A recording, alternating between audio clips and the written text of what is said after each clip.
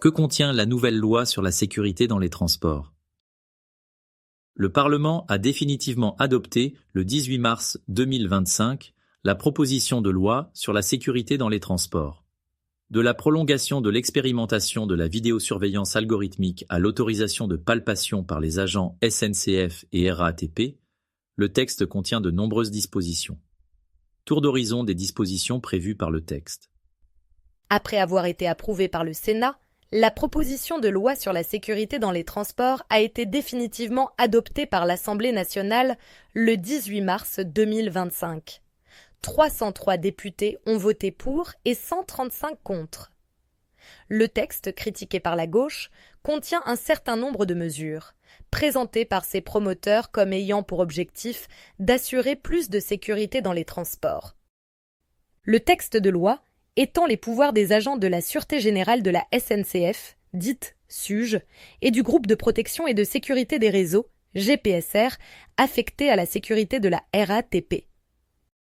Les agents pourront désormais effectuer des palpations sans autorisation préfectorale préalable s'il existe des éléments laissant penser qu'un individu détient des objets dangereux pour les voyageurs et confisquer l'objet le cas échéant. Poursuivre sur la voie publique, aux abords des gares, les individus ayant pris la fuite après avoir commis une infraction dans la gare ou dans une rame. Constater par procès-verbal les délits de vente à la sauvette sur les parvis des gares et à la sortie des stations de métro, et saisir les marchandises et les étals. Interdire l'entrée en gare et l'accès aux stations aux individus menaçant la sécurité des voyageurs ou la circulation ou qui refusent de se faire fouiller.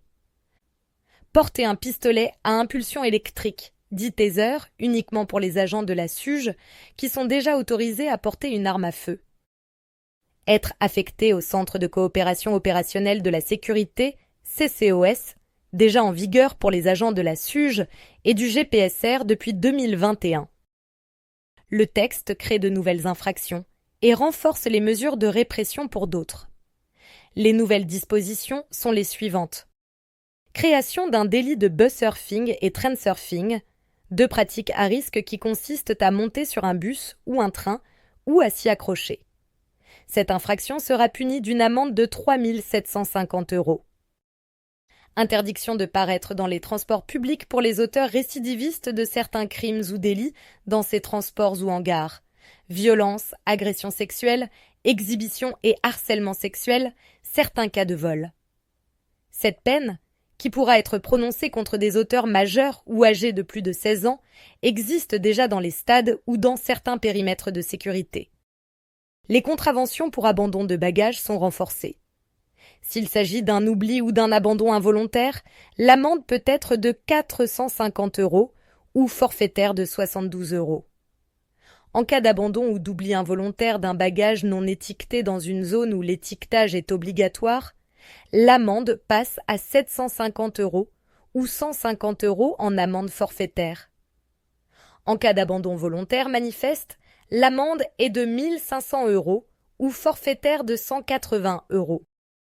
Une incapacité d'exercer est créée pour les conducteurs de transport collectif définitivement condamnés pour des infractions violentes, sexuelles ou terroristes lorsqu'ils sont en contact avec des enfants ou des adultes vulnérables. En attendant que le mis en cause soit condamné, l'employeur pourra le suspendre. Et, si l'incapacité d'exercer est avérée, et à défaut de reclassement possible, le conducteur pourra être licencié. Plusieurs articles du texte de loi entendent mieux protéger les agents des compagnies de transport en commun. Ces dispositions prévoient la pérennisation des caméras piétons pour les contrôleurs et l'expérimentation de ces mêmes caméras pour les conducteurs de bus pendant 3 ans. La possibilité pour les opérateurs de transport en commun de porter plainte pour le compte de leurs agents avec leur accord en cas d'agression. Outre les mesures citées précédemment, le texte prévoit le prolongement de l'expérimentation de la vidéosurveillance algorithmique jusqu'au 1er mars 2027, malgré les critiques de l'opposition de gauche à l'Assemblée nationale, et un premier rapport d'évaluation pointant un certain nombre de défaillances du dispositif.